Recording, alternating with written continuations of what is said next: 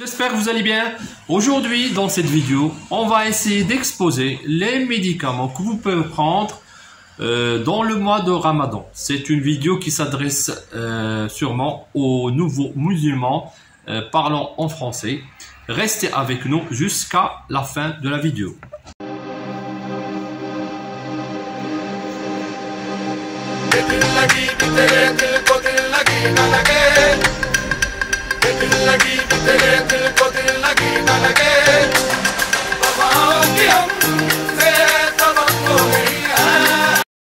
Bonjour, j'espère que vous allez bien. Je me présente, Docteur Tiazi, je suis pharmacien au Maroc. Aujourd'hui, je vais essayer de vous parler des médicaments qu'on peut prendre au sein du mois sacré de Ramadan. Surtout, cette vidéo elle s'adresse aux gens qui viennent de devenir musulmans. Et ce genre de médicaments, les formes de médicaments qu'on peut prendre au sein de ce mois sans interrompre notre jeûne. Ok, alors on va commencer par les aérosols. Les aérosols, ce sont des formes de médicaments qui passent par la bouche. Vous allez vous demander, oui, ça passe par la bouche, alors ça y est, c'est pas de Ramadan. Non, je vais vous expliquer comment. Alors, pour l'anatomie du corps, entre la bouche et le canal qui lie la bouche au poumon, ça s'appelle le trachée. Et le trachée, c'est par là que passent ces aérosols. À part l'alimentation qui passe par le canal qui lie la bouche à l'estomac, qui s'appelle le l'œsophage, là, il n'y a pas de problème, ça passe par le trachée, il n'y a pas de problème.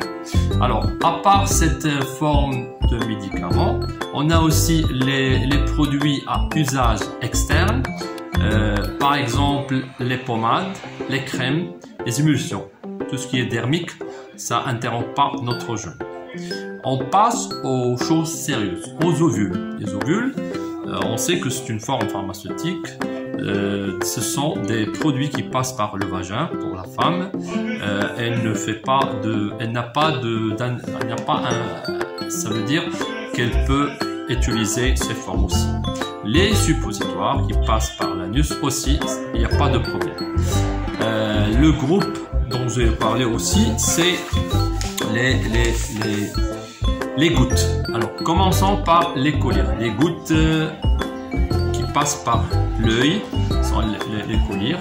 Un petit historique. Le nom des collyres, on l'a pris le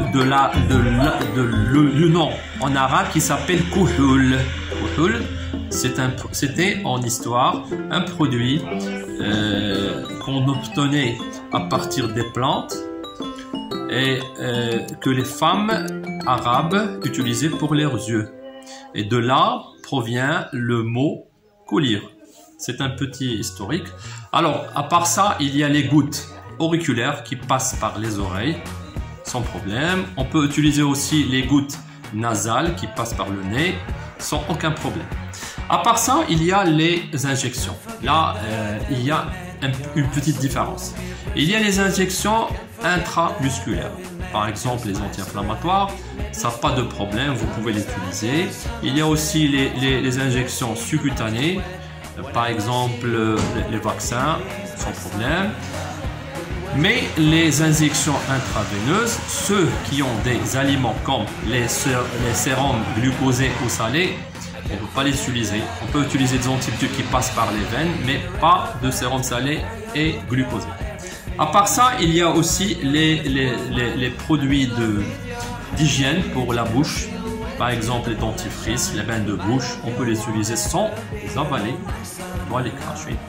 Et si tu as quelque chose, tu interromps ton jeûne. Alors aussi, pour ces produits, il n'y a pas de problème. Je pense que je fais le récapitulatif. Oui. Il y a aussi les patchs. J'ai oublié les patchs. La nitroglycérine, ce sont des patchs utilisés pour le problème cardiaque, sans problème. Et il y a aussi les patchs qui contiennent la nicotine pour ceux qui veulent arrêter de fumer. Alors, cette vidéo elle est spécialisée aux gens qui viennent de devenir musulmans, qui vont jeûner ce Ramadan. Je leur souhaite un bon mois sacré de Ramadan, en espérant vous voir dans une autre vidéo, et à la prochaine. La vidéo est terminée pour aujourd'hui. Si elle vous plaît, je vous recommande de m'envoyer des commentaires et de vous inscrire sur ma chaîne, ainsi de me laisser un pouce bleu. À la prochaine dans une autre vidéo, Inch'Allah. À la prochaine.